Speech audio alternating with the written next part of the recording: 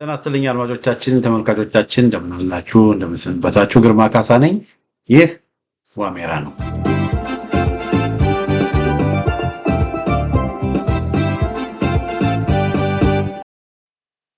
በዛሬው የዋሜራ መርሃ ግብራችን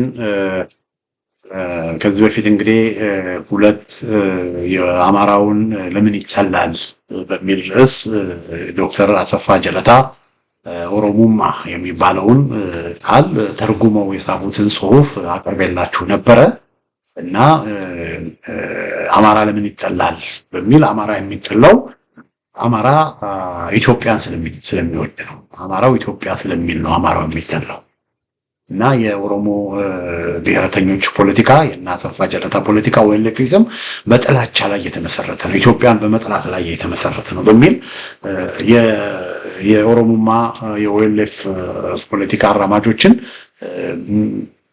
ርዕዮተ ዓለም ለመዳሰስ ሞክሬያለሁ። ፖለቲካቸው ጥላቻ ነው እና አማራም የሚጠላው አማራ ኢትዮጵያን ስላለ ነው በሚል በደንብ በማስረጃ ሄጀበታለሁ እና ያው ዲስትሮይንግ ኦኤልኤፊዝም as the Oromo nationalist ideology defines and promotes the Oromo political, material and cultural interest in order to develop an Oromo political community and transform it into a state through destroying all powers and ideologies, mainly Ethiopianism የሚለውን አሰፋ ጀለታ የተናገሩት ያንን በስፋት ሄጀበታለሁ ወገኖቼ። እና ዶክተር አሰፋ ጀለታ እንግዲህ እንዳልኩት የኦሮሞ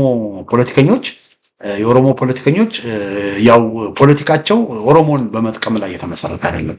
ኢትዮጵያን በመጥላት አማራን በመጥላት የኢትዮጵያን ፊደል የኢትዮጵያ ኦርቶዶክስ ቤተክርስቲያንን በመጥላት ላይ ነው የተመሰረተው ብዬ ከዚህ በፊት በስፋት ሄጃለሁ። እና ይሄን በሚሉበት ጊዜ እነዚህ ሰዎች ግን ማይኖሪቲ እንደሆኑ ከጊዜ ወደ ጊዜ ህዝብ እየተፋቸው እንደመጣ የሚያሳዩ ምልክቶች እንዳሉ ነው እንግዲህ ተከሼ በሌላ ጊዜ በስፋት እመለሳለሁ ብዬ መጣሁት። ወደዛ ከመሄዴ በፊት አንድ ሌላ ተጨማሪ መናገር ያለብኝ ነገር እነዚህ የኦሮሞ ፖለቲከኞች በተለይ አሁን የፖለቲካ ፓርቲ ነን የሚሉት ከዶክተር መራራ ጉዲና ጀምሮ እንደነ ዳውድ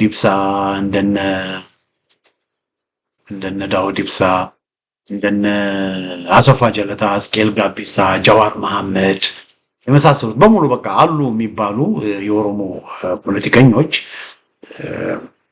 ፖለቲካች ሁሉም አንድ አይነት ናቸው።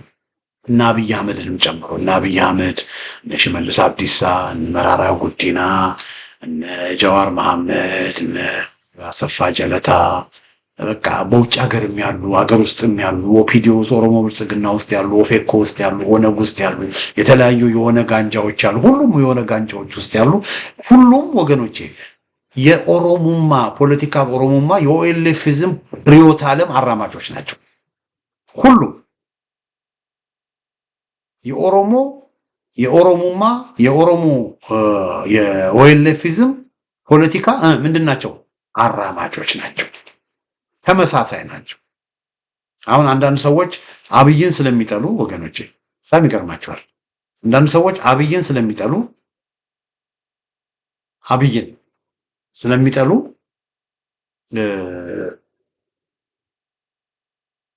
ወዳጅ አድርገን የምንቆጥራቸው ሰዎች አሉ። ከነሱ ጋር መስራት አለብን ብለን የምናስብ ሰዎች አሉ። አብይን ስለሚጠሉ ብቻ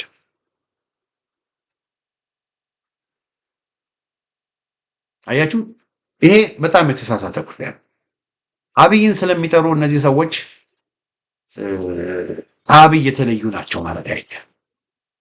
እና ሁሉም በኦሮሞ ስም የተደራጁ በሙሉ ከፕሮፌሰር አሰፋ ጀለታ የተለየ አመለካከት የላቸው። ፖለቲካቸው ኦኤልኤፊዝም ላይ የተመሰረተ ኦነጋዊ ፖለቲካን ያላቸው ፖለቲካል ኦሮሞማን የሚያራምድ ነው። ኢትዮጵያን በመጥላት ላይ ያተኮረ ፖለቲካ። ለዚህ ነው ሁሉም የኢትዮጵያን ባንዲራ የሚጠሩ። ለዚህ ነው ሁሉም በግዕዝ በኢትዮጵያ ፊደል መጻፍ የማይፈልጉት። ለዚህ ነው ሁሉም የኢትዮጵያ ኦርቶዶክስ ቤተክርስቲያን የሚጠሉት።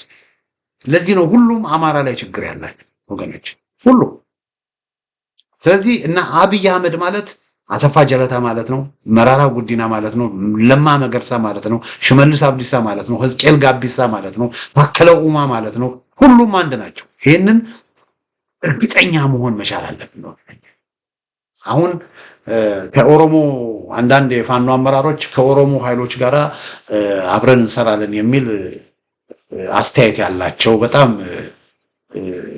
ያለውን ሁኔታ መገንዘብ የማይችሉ አንዳንድ የፋኖ አመራሮች አሉ። ያለውን ነገር ያለውን የኦሮሞ ፖለቲከኞች የሚያራምዱትን ፖለቲካ እንኳን መረዳት ያልቻሉ እና እነዚህ ሰዎች መረዳት መቻል አለባቸው።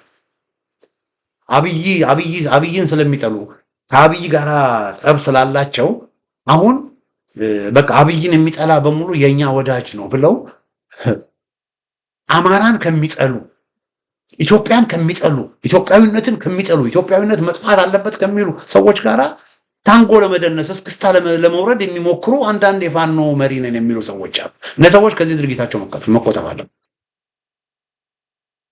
የፋኖ መሪ ከሆኑ የአማራን ህልውና ለማስጠበቅ የሚሰሩ ከሆኑ የአማራን ህልውና ለማስጠበቅ ከሆነ ዓላማቸው አማራን ለማጥፋት ኢትዮጵያን ለማጥፋት አይዲዮሎጂ ይዞ ከሚጓዝ ሰው ጋር አብሮ መስራት ማለት ክህደት ነው እና በዚህ ጉዳይ ላይ ጥንቃቄ መደረግ አለበት ወገኖች።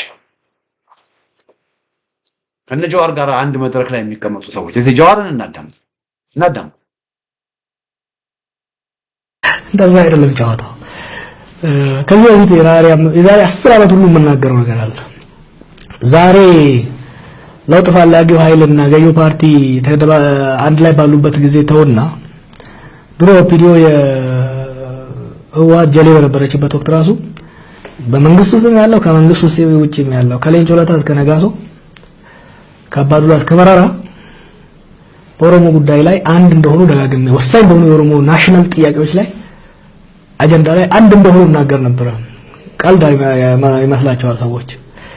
በራስን በራስ የማስተዳደር ጉዳይ ላይ፣ በማንነት ጉዳይ ላይ፣ በፌደራሊዝም ላይ እንዲሁም ደግሞ በፍንፍኔ ጉዳይ ላይ በኦሮሞ ልሂቃን መካከል ልዩነት የለም። ዳካ ይሄው ነው መልሱ። በኦሮሞ ልሂቃን መካከል ልዩነት የለም። በአብይና በኔ መካከል፣ በመራራና በዳውድ መካከል፣ በሕዝቅኤል ጋቢሳና በአሰፋ ጀለታ መካከል፣ በኦሮሞ ልሂቃን መካከል ልዩነት የለም። ሁላችንም አንድ ነን ተናግረዋል እኮ እነሱ ተናግረው እኛ ለምንድን ነው ማመን የሚከብደን? ፋኖን እንደግፋለን ምን ሰዎች ወይም ደግሞ የፋኖ መሪነን ምን ሰዎች እነሱ ተናግረን አንድ ነን ከአብይ ጋራ በአመለካከት በአይዲዮሎጂ በፖለቲካ ፍልስፍና አንድ ነን ብለው ተናግረው ለምንድን ነው እኛ ማንቀበላቸው? ስለዚህ እነሱ አንድ ናቸው ወገኖች። ሌላ አንድ ጥቅስ ላሳያችሁ። ይሄንን ተመልከቱት። እዚህ ከ3 ዓመት በፊት የተጻፈ ነው። ከ3 ዓመት ተኩል በፊት የተጻፈ ነው። ግንቦት ላይ ሜይ 1 ሜይ 2022 ዓ.ም ከ3 ዓመት በፊት የተጻፈ ነው። ይሄ በሚጻፍበት ጊዜ የኦሮሞ የህወሓት ጦርነት ገና አላለቀ እና 3ኛው ዙር የህወሓት ጦርነት ገና አልተጀመረም። 2ኛው ዙር ህወሓት ደብረሲና ገብታ ደብረሲና ድረስ ከደረሰች በኋላ ከደብረሲና በፋኖ ኃይል በአማራ ልዩ ኃይል ተመታ ወደ ቆቦ ወደ ትግራይ እንድትመለስ ከተደረገ በኋላ የተጻፈ ነው። ያኔ የዚህን ጊዜ ወደ መራራ ጉዲናና ይቅርታ ጀዋር መሐመድና በቀለ ገርባ ታስረው ነበረ። እነ በቀለ ገርባ ይፈታሉ እና እነ በቀለ ገርባ ይፈታሉ፣ እነ ጀዋር መሐመድ ይፈታሉ። ከተፈቱ በኋላ የኦሮሞ ፌደራላዊስት ኮንግረስ የኦፌኮ አመራር ስለነበሩ ኦፌኮ ስብሰባ አድርጎ አንዳንድ ነገሮችን ይለውጣል እና አንድ መግለጫ ያወጣል የዛን ጊዜ። ከዛ እንደገና ሁለተኛ ደግሞ ስብሰባ አድርጎ መግለጫ ያወጣል እና ሁለተኛ ካወጡት መግለጫ ነው የምነግራቸው። እነዚህ እንግዲህ ጃዋር መሐመድ፣ በቀለ ገርባ አሁን አንዳንድ የፋኖ ደጋፊ ነን የሚሉ ሚዲያዎች እንደ ጀግና እንደ ትልቅ ሰው እንደ በቃ አብረናቸው ልንሰራ እንችላለን ብለው የሚያቀርቧቸው እነ ጃዋር መሐመድ የተናገሩትን በወቅቱ የተናገሩትን ነው እና ምንድነው የሚለው in the aftermath of the war in the Amara region ይላል። ያ በአማራ ክልል ከተደረገው ጦርነት በኋላ ይላል እንግዲህ ህወሓት ገብታ ወረራ በፈጸመች ጊዜ ክተት ታውጆ የያዝከውን መሳሪያ በሙሉ መውሰድ ትችላለህ የሚል ክተት ጥሪ ተቀርቦ ህዝቡ መሳሪያ የሚገዛው መሳሪያውን ገዝቶ በሬውን ሸጦ የተቀረው ማርኮ ከታጠቀ በኋላ ከዛ በኋላ ነው የሚለው in the aftermath of the war in the Amara region a highly organized ይሄን በአረንጓዴ ያለውን ተመልከቱት a highly organized በጣም የተደራጀ and armed የታጠቀ informal forces ኢመደበኛ በጣም የተደራጀ በጣም የታጠቀ ኢመደበኛ ኃይል was created by Amara extremists በአማራ ጽንፈኞች በጣም የተደራጀ በጣም የታጠቀ መደበኛ የሆነ ኃይል በአማራ ጽንፈኞች ተፈጥሯል ነው እነማን ነው ይሄን የሚሉት እነ ጀዋር መሐመድ እነ መራራ ጉዲና ነው ይሄን የሚሉት ኦፌኮ ነው ይሄን የሚለው ወገኖች ግርማ ያወጣው ግርማ የሚናገረው ነገር አይደለም እነሱ ይሄን ያሉት ነገር በአማራ ክልል ከፍተኛ ጦርነት ደርሶ በአማራ ክልል ከፍተኛ ውድመት ደርሶ በአማራ ክልል ብዙ ንጹሃን ዜጎች ተጨፍጭፈው ብዙ ሴቶች ተደፍረው የቆቦ እልቂት የጭና እልቂት ብዙ ነገር ሆኖ ብዙ ትምህርት ቤቶች ወድሞ ብዙ ጉዳት ደርሶ በህዝቡ ላይ የደረሰው ስቃይና መከራ እንኳን አልተሰማቸው ነገር ግን ምን አይነት መግለጫ ነው ያወጡት ይሄ ማህበረሰብ ኢመደበኛ የሆነ ጽንፈኞች ኤክስትሪሚስት ነው የአማራ ጽንፈኞች በጣም ተደራጅተው ታጥቀው ኢመደበኛ በሆነ መንገድ የአማራ ጽንፈኞች ተፈጥረዋል highly organized በጣም የታጠቁ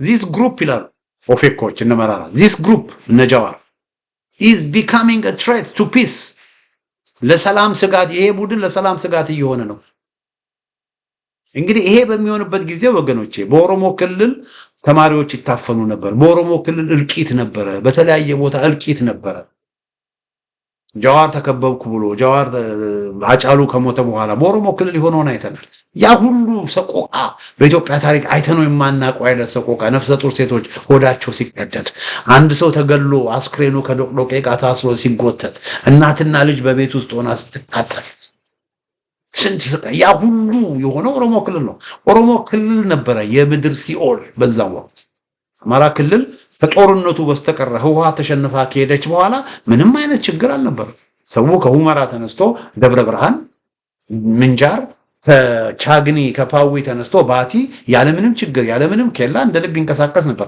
ነገር ግን እነ መራራ ጉዲናና ጀዋር ይሄ ቡድን ይላሉ this group a threat to peace has become a threat to peace is becoming a threat to peace ለሰላም ስጋት ሆኗል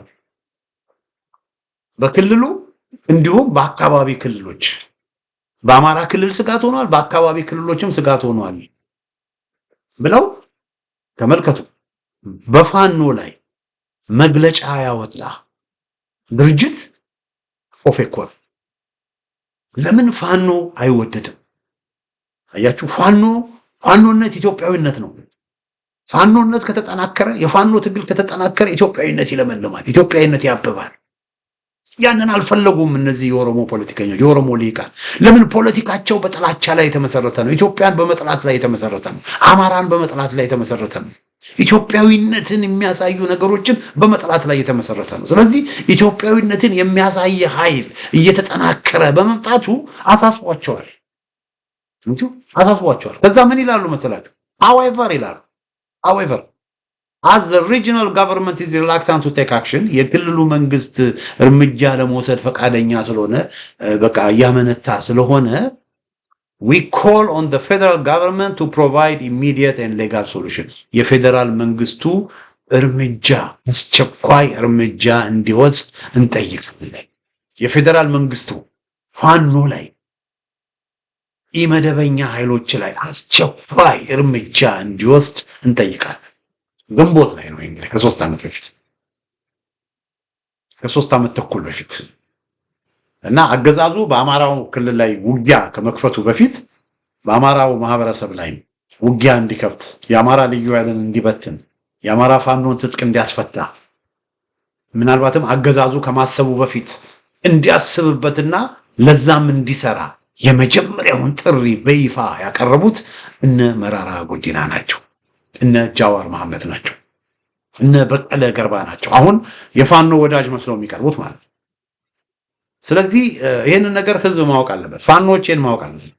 በእናንተ ላይ ጦርነት እንዲከፈት መጀመሪያ ጥሪ ያቀረቡት እነ ጃዋር መሐመድ ናቸው። ስለዚህ ጃዋር መሐመድ የፋኖ ወዳጅ ሊሆን አይችልም። የኦሮሞ ልሂቃን የፋኖ ወዳጆች ሊሆኑ አይችሉም። ፖለቲካቸው ኢትዮጵያዊነትን በመጥላት ላይ የተመሰረተ ፖለቲከኞች የፋኖ ወዳጅ ሊሆኑ አይችሉም። ኢትዮጵያዊነትን ማጥፋት አለብን፣ ኢትዮጵያዊነትን መጨፍለቅ አለብን፣ ኢትዮጵያዊነትን መደምሰስ አለብን ብለው የተነሱ ጸረ ኢትዮጵያ፣ ጸረ አማራ፣ ጸረ ሀገር፣ ጸረ ህዝብ ፖለቲካ የሚያራምዱ ናዚዛዊ፣ አባገዳዊ የጨፍለቃ ፖለቲካ የሚያራምዱ ሰዎች የፋኖ ወዳጅ ሊሆኑ አይችሉም። ስለዚህ ከነዚህ ሰዎች ጋር ሽሩ ጉድ የምትሉ ወገኖች ካላችሁ መለስ ብላችሁ ራሳችሁን እንድትመረምሩ በዚህ አጋጣሚ ጠይቃለሁ። በአንድ በኩል አብይን የተቃወማችሁ ከነጃዋር ጋር አብረን እንስራ ማለት አያስኬድም።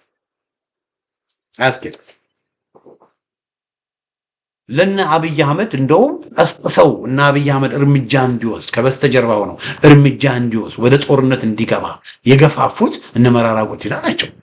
አሁን እነ መራራ ጉዲና እና አብይ አህመድ ውጊያ ከፍተው ችግር ውስጥ ሲገቡ በቃ ያው አስተዋይ ስላልሆኑ ውጊያ ገቡና አማራ ክልል ውጊያ ገቡና በቃ አሁን መውጫ መንገድ መውጣት አቃታቸው። አጣብቅኝ ውስጥ ገቡ። አሁን የዚህን ጊዜ ተመልከቱ፣ እንደገና ፊታቸውን አዙሮ ደግሞ እነ መራራ ጉዲና ጦርነት አማራ ክልል ውስጥ ጦርነት በመክፈታቸው እነ አብይ አህመድን በመዝለፍ እኛ ከደሙ ንጹህ ነን እያሉ ነው። እግዚአብሔር ያሳያቸው። ጦርነት እንዲከፈት በፋኖ ላይ እርምጃ እንዲወሰድ መጀመሪያ ሲቀሰቅሱ የነበሩት እነሱ ሆነው አሁን ሁሉን ነገር በአብይ ላይ ያላከው ሰይጣኑም አብይ፣ ራቁም አብይ፣ አጋንንቱም አብይ፣ አገሩ ስለተፈጠረው ችግር በሙሉ ተጠያቂው አብይ፣ ለሁሉ ከተጠያቂው አብይ ነው ብለው አያችሁ። እነሱ የለንበትም እያሉ እኮ ነው። ግን በፋኖ ላይ ለደረሰው በአማራው ማህበረሰብ ላይ ለደረሰው እልቂት በሙሉ የኦሮሞ ልሂቃን በሙሉ ተጠያቂ ናቸው። እንግዲህ ያለው ሁኔታ ያለው እንግዲህ አድማጮች፣ እነዚህ ሰዎች ደግነቱ ምንድነው? እነዚህ ሰዎች ማይኖሪቲ ናቸው፣ እየተሸነፉ ነው። ሰው ያውቃቸዋል። አሁን እነ መራራ ጉዲና ሰው ያውቃል። እስቲ የትኛው ኦሮሞ ነው አሁን ለእነ መራራ ጉዲና ቦታ ያለው? ኦነጎችን ሰው ያውቃል። ኦነጎች ጃዋር መሐመድ፣ አሁን ለጃዋር መሐመድ ማን ነው ቦታ ያለው?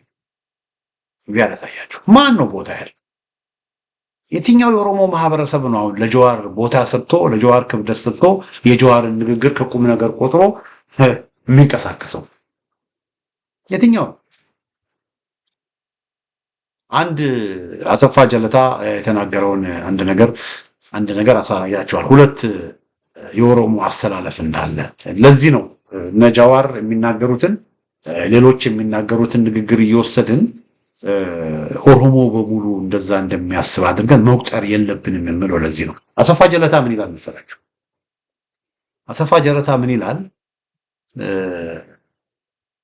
OLFism ይላል as a conceptual and theoretical framework is elastic and expands to a political arena ይላል። OLFism እንደ ኮንሰፕት ነው፣ አይዲዮሎጂ ነው እና ቲዮሬቲካል ፍሬምወርክ ነው። በቃ የሐሳብ ማዕቀፍ፣ ሐሳብ የሚሰበሰብበት ማዕቀፍ ነው፣ ፍሬምወርክ ነው ይላል። ፍኖተ ካርታ ነገር ነው ይላል። እና ይሄ ፍሬምወርክ ምን ይላል? እንደ ላስቲክ እንደ ስፕሪንግ እንደ ላስቲክ የሚለጠጥ ነው። ኢዝ ኤላስቲክ። እንደ ላስቲክ ምን ይሆናል? ይለጠጣል። ተለጦ ኤክስፓንድ ያደርጋል፣ ይሰፋል፣ ወደ ፖለቲካው መድረክ ይሰፋል። ይሄ የኦኤልኤፊዝም ኦሮሞማ ሐሳብ ነው፣ አይዲያ ነው፣ ኮንሰፕት ነው። ይሄ ኮንሰፕት ምን የሚሆን ነው? የሚለጠጥ ነው። ተለጥጦ ኤክስፓንድ የሚያደርግ የሚሰፋ ነው፣ ወደ ፖለቲካ መድረክ የሚሰፋ ነው ይላል። ከዛ ምን ይላል? therefore ይላል አንድ ኦሮሞ ይላል an ኦሮሞ who has an OLFism ወይም an ኦሮሞማ as a national ideology ኦሮሞማን ወይም OLFisምን እንደ አይዲዮሎጂ የሚቀበል ኦሮሞ is somewhat different on the level of political knowledge and consciousness from other Oromo who did not yet develop this ideology or Oromoma nationalism ይላል። ስለዚህ ሁለት ኦሮሞዎች ነው ያሉት፣ ሁለት የኦሮሞ ቡድኖች ነው ያሉት። አንዱ ቡድን በኦሮሞማ በኦኤልኤፊዝም የተጠመቀ በዚህ ሪዮት ዓለም የተጠመቀ ይሄን ሪዮት ዓለም ያድርጎ የሚቀበል ኦሮሞ አለ። ይሄ ርዕዮተ ዓለም ደግሞ ከዚህ በፊት እንደነገርኳችሁ የጥላቻ ርዕዮተ ዓለም ኦሮሞን በመጥቀም ላይ የተመሰረተ ሳይሆን ኢትዮጵያን በመጥላት ላይ የተመሰረተ አጋንንታዊ ናዚዛዊ አባገዳዊ የሆነ ርዕዮተ ዓለም። ስለዚህ በዚህ በጥላቻ የተጠመቀ ኦሮሞ አለ። በጥላቻ የተጠመቀ አማራን በመጥላት የተጠመቀ የሰሜኑን ማህበረሰብ በመጥላት የተጠመቀ አማራ እንደ መጥፎ ተደርጎ እየተነገረው አማራ እንደ ክፉ ተደርጎ እየተነገረው ከልጅነቱ ጀምሮ አማራን እንዲጠላ ተደርጎ የተነገረ አማራን እንዳያገባ ከአማራ ጋር እንዳይነግድ ክፉ ነገር ተነግሮት ያደገ ኦሮሞ አለ። ሌላው ደግሞ በዚህ አይዲዮሎጂ አይምሮ ያልተበላሸ ገና ይሄ አይዲዮሎጂ ያልበቀለው ኦሮሞ አለ። who did not yet develop this ideology or ኦሮሞ ናሽናሊዝም። ስለዚህ ኦሮሞን በሙሉ መጠቅለል የለብንም። ራሳቸው አሰፋ ጀለታ የሚናገሩት ሁሉም እንደነሱ እንደማያስብ ያውቃል። ሁሉም ኦሮሞ እንደነሱ እንደማያስብ ያውቃል። ሁሉም ኦሮሞ አንድ እንዳልሆነ ያውቃል። ስለዚህ ከዚህ የምናየው ሁሉም ኦሮሞ አንድ እንዳልሆነ ማወቅ አለብን። ሁሉም ኦሮሞ አንድ አይነት አስተሳሰብ አይደለም ያለው። በተለይ እንደዚህ አይነት የጥላቻ ፖለቲካ በጥላቻ አስተሳሰብ የተሞሉ ኦሮሞዎች በብዛት ያሉባቸው አካባቢዎች አሉ፣ ግን በሁሉም ቦታ አይደለም። አሁን ለምሳሌ በሐረር፣ በባሌ ሙስሊሞች በብዛት በሚኖሩበት ባሌ፣ ምዕራብ አርሲ፣ ሐረርጌ ያሉ ኦሮሞዎች የዋቆ ጉቱ ተከታዮች በብዛት ያሉበት ስለሆነ ከሃይማኖቱም ጋር በተገናኘ ከበፊትም በነዋቆ ጉቱም ጊዜ በነጃራም ጊዜ ታሳውሱት ከሆነ በበደኖ ላይ 100 ምናምን ሜትር ነፍሰ ጡር ሴቶች ሁሉ ሳይቀር በህይወት ነው። ከ100 ምናምን ሴቶችን ገደል ውስጥ በደል ነው የከተቱት። በአርባ ጉጉ ንጹሃን ዜጎች በቤታቸው እንዳሉ ነው ያቸው ጥላቻ። ስለዚህ በዛ አካባቢ በባሌ በምዕራብ ሐረርጌ በሐረርጌና በምዕራብ አርሲ ከፍተኛ የሆነ የጥላቻ ፖለቲካ አለ። ከነዋቆ ጉቱ ጊዜ ጀምሮ የተነዛ የብዙ የኦሮሞ ልጆችን አይምሮ ያቆሸሸ በአማራ ላይ በተለይ ጥላቻ እንዲኖራቸው ያደረገ በጣም ክፉ መንፈስ እዛ አካባቢ ተሰራጭቷል። ሌላው ደግሞ በምዕራብ ወለጋ በቄሌምና በምዕራብ ወለጋም እንደዚሁ በተለይ የኦነግ በሚስዮናውያን አይምሯቸው የተበላሸ እንደና አሰፋ ጀለታ ያሉ ሰዎች የኦነግ አክራሪዎች ወጣቱን አበላሽተውታል። እና እነዚህ አካባቢዎች ከባድ ቦታዎች ናቸው። በቃ በኦነግ ፖለቲካ በጣም ኢንፌስትድ የሆኑ ችግር ያለባቸው አካባቢዎች ናቸው። ሐረርጌ፣ ባሌ እና ምዕራብ አርሲ እና ምዕራብ ወለጋና ቄለም ወለጋ። ስለዚህ ስንት ዞን ጠራውላችሁ ማለት ነው? ምስራቅ አርሲ፣ ምስራቅ ሐረርጌ ዞን፣ ምዕራብ ሐረርጌ ዞን፣ ምዕራብ አርሲ፣ ባሌ፣ ምዕራብ ወለጋ፣ ቄለም ወለጋ 6 ዞኖች ማለት ነው።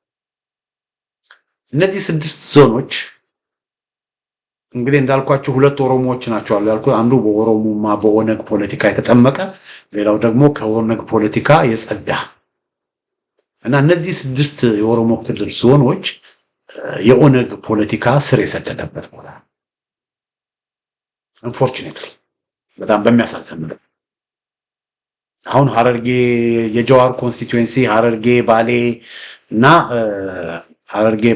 ምንድን ነበር አርሲ ነበር። ብዙ ጊዜ የጀዋር ደጋፊዎች ሆብሎ የሚወጡት ከዛ ምን ሆነ በሂደት በተለይ እነ ሽመልስ አብዲሳ እንደነ ታከለው የማይመሳሰሉ ሰዎች ሲመጡ በሂደት ምን ሆነ ምዕራብ ሸዋም እየተበላሸ መጣ። በምዕራብ ሸዋም ያሉ ወጣቶች ልክ እንደ ምዕራብ ወለጋ ራዲካላይዝድ መሆን ጀመሩ። በቃ የኦሮሞ ብሔረተኝነትን እያቀነቀኑ በቃ ምዕራብ ሸዋም እየተበላሸ መጣ። በምዕራብ ሸዋም ችግሮች መፈጠር ጀመሩ። ስቲል ግን ነገሩ ስቲል በነ ጃጋማ ኬሎ አገር በነ ሎሬት ጸጋዬ ገብረመድህን አገር ኢትዮጵያዊነት እየኮሰሰ መጣ። በምዕራብ እንደነ አምቦ እንደነ ጊንጪ ባሉ ቦታዎች ኦፒዲዮዎች እነ ሽመልስ አብዲሳ በሰሩት ፖለቲካ እነ መራራ ጉዲና የሰሩት ፖለቲካ እዛ አካባቢ ያለው ኦሮሞ አይምሮ እየተበላሸ በጣም መጥፎ ወደሆነ ደረጃ መጥፎ ወደሆነ አስተሳሰብ እየመጣ ነው። ስለዚህ የምዕራብ ሸዋንም ስትጨምሩት ስንት ሆነ ማለት ነው? 6 ዞን ማለት ነው። ኦሮሞ ክልል ውስጥ አድማጮቼ፣ ተመልካቾቼ ጅማ ዞን አለ፣ ቡኖ በደሌ ዞን አለ፣ ኢሉባቡር ዞን አለ፣ ጉጂ ምዕራብ ጉጂ አለ፣ ጉጂ አለ፣ ቦረና አለ፣ አርሲ ዞን አለ፣ ምስራቅ ሸዋ ዞን አለ፣ ሰሜን ሸዋ ዞን አለ፣ ደቡብ ምዕራብ ሸዋ ዞን አለ። እኔ ቆጠርኩ 10 ቆጠርኩላችሁ። ኧረ ሌሎችም ይኖራሉ። እነዚህ 10 የኦሮሞ ክልል ዞኖች ለምሳሌ ብንወስድ እና አዲስ አበባ ዙሪያ ፊንፊኔ ዙሪያ የሚባለው ወይም ደግሞ ሸገር የሚባለው እነዚህ ቦታዎች ብንወስድ እዚህ ቦታዎች የሚኖረው ኦሮሞ ምዕራብ ወለጋና ምዕራብ ኤሌም ወለጋ ወይም ሐረርጌና ባሌ ከሚኖረው ኦሮሞ ይለያል አስተሳሰብ። ስለዚህ ኦሮሞ ሁሉም ኦሮሞ የኦነግ አስተሳሰብ ተከታይ አይደለም። እንደውም 75% የሚሆነው የኦሮሞ ማህበረሰብ የኦነግን ፖለቲካ የሚቃወም ስለሚጮሁ እነዚህ 25%ዎቹ ስለሚጮሁ ድምጻቸው በጣም ስለሚሰማ ስለሚጮሁ ሁሉም ኦሮሞ እንደነሱ የሚያስብ ይመስለናል እንጂ ወገኖቼ በጭራሽ። አንድ ምሳሌ ልስጣችሁ። ሌላ ምሳሌ የኦሮሞ ማህበረሰብ ለምሳሌ ሸዋ ብትመጡ ሸዋ ያለው ማህበረሰብ በምስራቅ ሸዋ አብዛኛው ሁለማ ኦሮሞ ነው ያለው። በምስራቅ ሸዋ በብዛት የሚኖረው አማራ ነው በነገራችን ላይ። ነገር ግን ከአማራው ጋር ቱለማ ኦሮሞም አለ። በሰሜን ሸዋም እንደነ ፍቼ በመሳሰሉ ቦታዎች ኦሮሞ ከአማራው ጋር ተደባልቋል። ሸዋ የሚኖረው ማህበረሰብ አብዛኛው ማህበረሰብ በተለይ በምስራቅ ሸዋ ዞንና እነ ናዝሬት ባሉበት በምስራቅ ሸዋ ዞንና እነ ፍቼ እነ መከቱሪ ባሉበት በሰሜን ሸዋ ዞን አብዛኛው የሚኖረው አማራ ነው የሚኖረው። ያሉትም ኦሮሞዎች ከአማራ ጋር ተደባልቀው በሰላም በፍቅር የሚኖሩ አፄ ሚኒሊክን የሚወዱ ናቸው። ኢሉባቡር በምንልበት ጊዜ ኢሉባቡር ብዙ ጊዜ ኖቲስ አድርጋችሁ ከሆነ ከኢሉባቡር አካባቢ ቡኖ በደሌም ሆነ ኢሉባቡር ዞን ብዙ ችግሮች አንሰማም። እዛ አካባቢ ግማሽ ኦሮሞ ግማሽ አማራ ተደባልቆ እየኖረ በሰላም እየኖረ አንድ ጊዜ ቡኖ በደሌ እንደዚሁ ከየት እንደመጡ አይታወቁም የተወሰኑ 20 ምናምን የሚሉ አማራዎችን ተፈጨፉ። የዚህን ጊዜ ምን እንደሆነ ታውቃላችሁ? ህዝቡ ኦሮሞ ራሱ የፈረሰውን ቤት በሙሉ ለሞቱት ካሳ ተከፍሎ የወደሙት ቤቶችን መንግስት ጣልቃ ሳይገባ ራሱ እዛ ያለው የኢሉባቡር የቡኖ በደሌ ኦሮሞ ቤቶቻቸውን ሰርተው እንደውም ኦሮሞዎች ከነዛ ጋር ሲተዋኮሱ እንዴት አደርጋላችሁ ብሎ ሲተዋኮሱ የቆሰሉ ኦሮሞዎች ነበሩ። አማራው ለምን ተነካ? እና እንደዛ አይነት መንፈስ ያለበት ቦታ ነው ኢሉባቡር። አሁን ኦነግ ኢሉባቡር ውስጥ የለም። የኦነግ አስተሳሰብ ቡኖ በደሌ ኢሉባቡር ዞን እነ መቱ እነ ጎሬ እነ በደሌ ብትሄዱ የኦነግ አስተሳሰብ እዛ የለም። ጅማ ብትሄዱ የኦነግ አስተሳሰብ የለም ወገኖች። ናዝሬት ብትሄዱ ፍቼ ብትሄዱ የኦነግ አስተሳሰብ እዛ የለም። ስለዚህ ኦነጎች እየተሸነፉ በአንጻሩ ወገኖች በተለይ በሰሜን ሸዋ በምስራቅ ሸዋ ዞን ኦሮሞዎች ባሉበት ቱለማ ኦሮሞዎች ባሉበት እንደዚሁም ደግሞ በወለጋ በኪረሙ ወረዳ በጉተን ወረዳ በጊዳን አያና ወረዳ በለሚ ገሊላ ወረዳ በአቤ ደንጎሮ በኡሙሩ በጃርዴጋ ጃርቴ በመሳሰሉ በሆሮ ጉድሩ ወለጋ ዞንና ከመነቀምቴ በስተሰሜን ባሉ የምስራቅ ወለጋ ዞን ያሉ እዛ አካባቢ የሚኖሩ ኦሮሞዎች ኦነጎች እዛ አካባቢ ይንቀሳቀሱ ነበር። እና ኦነጎች ሲንቀሳቀሱ ያተረፉላቸው ስቃይ ያተረፉላቸው መከራ ነው።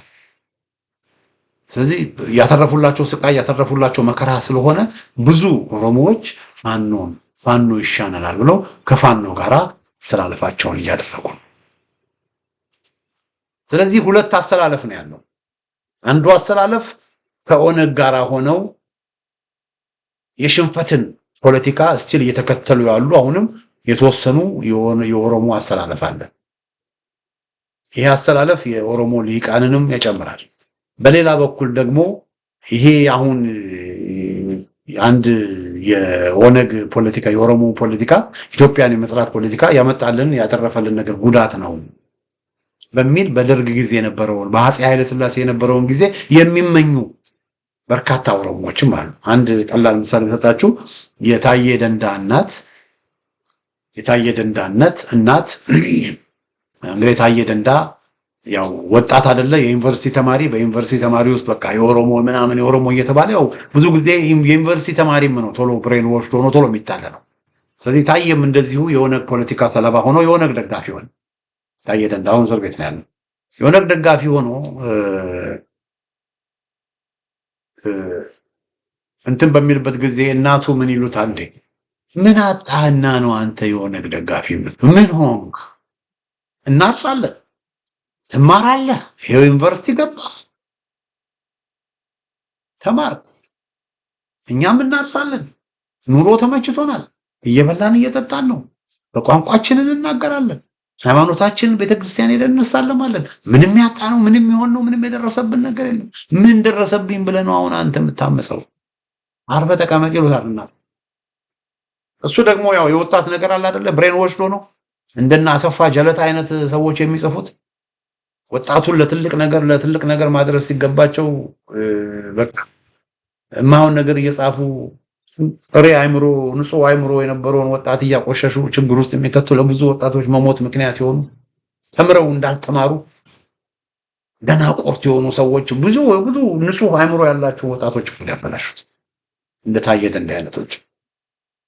ከዛ እሱ ግን ኦነግ ብሎ ከዛ በኋላ ኦነግ ነህ ተብሎ ታሰረ።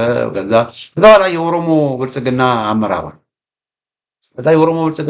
ሆኖ የኦሮሞ ብልጽግናዎች ከኦነግ ጋራ በሚያደርጉት ጦርነት ሰሜን ሸዋ ዞን ታየ የነበረበት አካባቢ ኩዩ ወረዳ በቃ ሰው መከራውን አየ። እናቱ ከእርሻ ቦታቸው ከአካባቢያቸው ተፈናቀሉ። አማራው አይደለም ያፈናቀላቸው በደርግ ጊዜማ በሰላም ይኖሩ ነበር። በንጉሱ ጊዜማ በአፄ ኃይለ ሥላሴ ጊዜማ በሰላም ይኖሩ ነበር።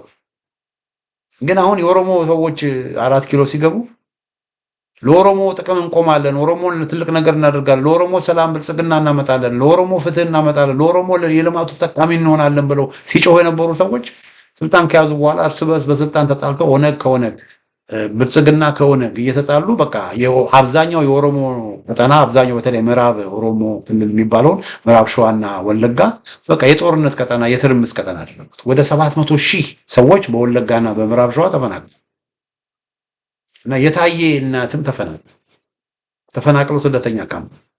ከዛ በኋላ እሱ ወደዛ አካባቢ የፓርላማ የምንድነው የህዝብ ተወካዮች የክልሉ ምክር ቤት ተወካይ ስለሆነ ወደዛ አካባቢ ሄዶ ያው ህዝቡን ለማነጋገር በሚሄድበት ጊዜ እናቱን አገኘ።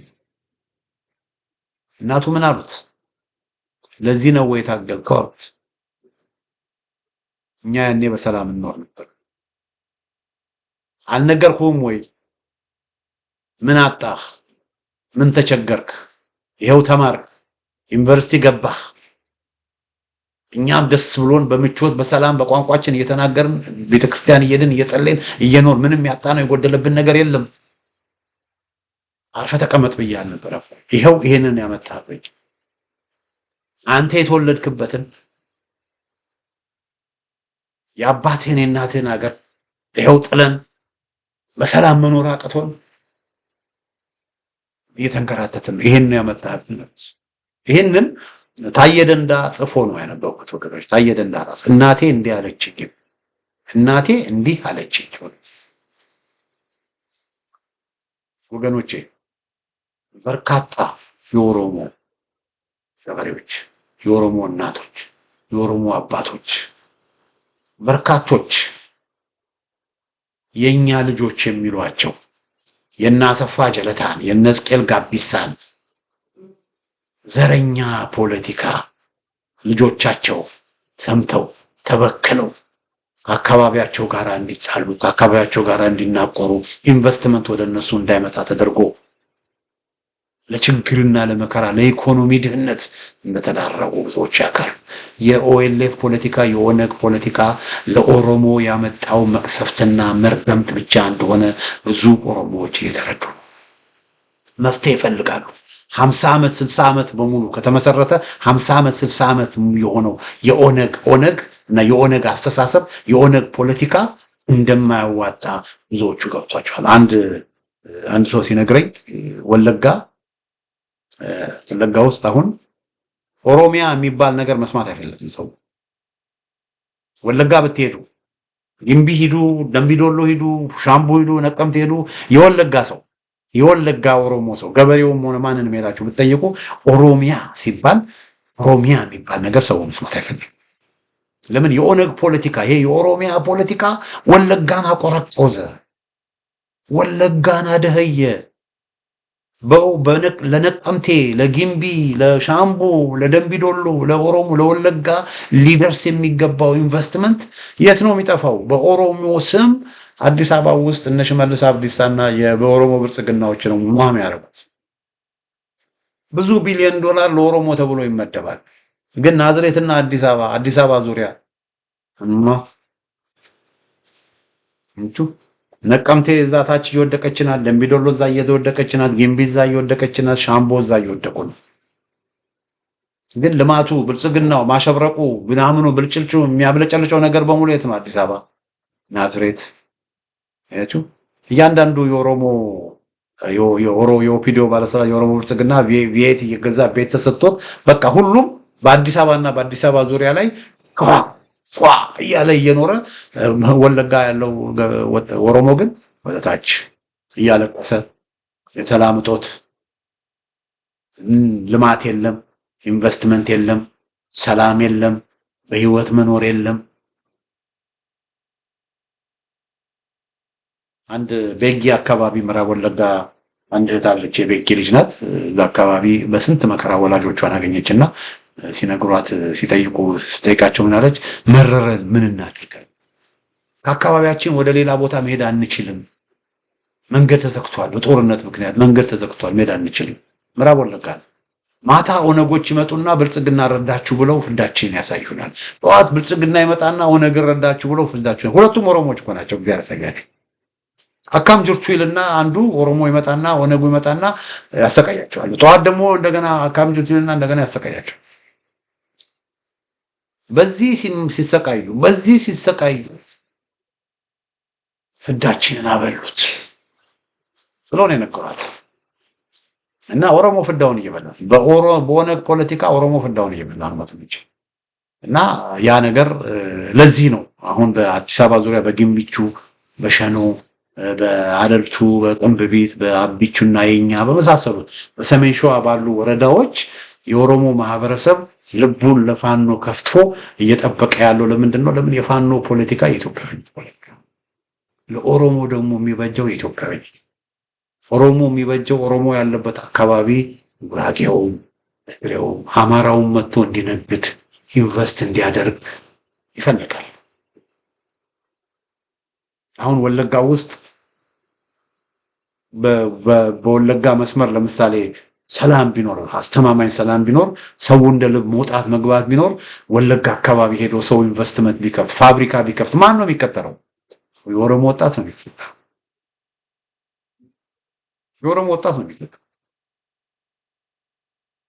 በዛ አካባቢ ሰላም ቢመጣና ሰው እንደ ልብ በቃ ኦሮሞ፣ ትግሬ፣ አማራ ሳይባባል እንደ ልብ መውጣት መግባት ቢችል፣ ሰው ለመዝናናት ወደ ነቀምቴ፣ ለመዝናናት ወደ ጅማ፣ ለመዝናናት ወደ መቱ ቢሄድ ማን ነው የሚጠቀመው? በየመንገዱ በየኬላው ምግብ ቤቶች፣ በየኬላው ሆቴል ቤቶች ቢዝነስ አያገኙም?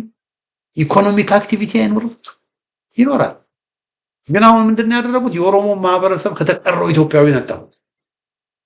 ስለዚህ አሁን እንኳን ሰው ሊዝናና በተለያየ ምክንያት እንደው እስቲ አርሲ ሂድ ቢባል እንደው የማይፈራ ሰው አለ? አሁን እውነቴን ነው የምላችሁ። አርሲ ሂድ ከሚባል ነቀምቴ ሂድ ከሚባል ሰው እዛው አዲስ አበባ ቢታሰር ይሻለዋል።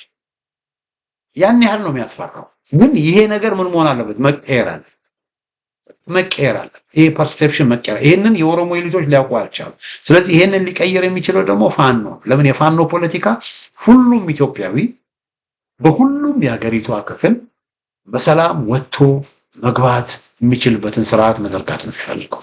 ይሄ ነገር ከተዘረጋ ሁሉም ኢትዮጵያዊ በሁሉም ቤታ መምጣት ከቻለ ሁሉም ኢትዮጵያዊ ያለምንም ችግር ነቀምቴ መምጣት ይችላል። ደምቢዶሎ መምጣት ይችላል። መቱ መምጣት ይችላል። መቱ ነቀምቴ መጥቶ ደምቢዶሎ ሄዶ አሰላ ኢንቨስት ማድረግ ይችላል።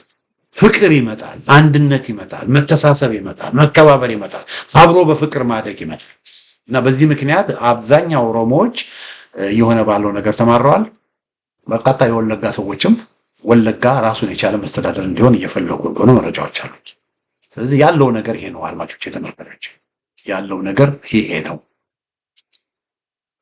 እንግዲህ የኦሮሞ ሁለቱ አሰላለፎች በሚል ርዕስ ያዘጋጀው ዝግጅት ይመስላል። በሌላ ጊዜ በተመሳሳይ ፕሮግራም እስክንገናኝ ደህና ሁኑ።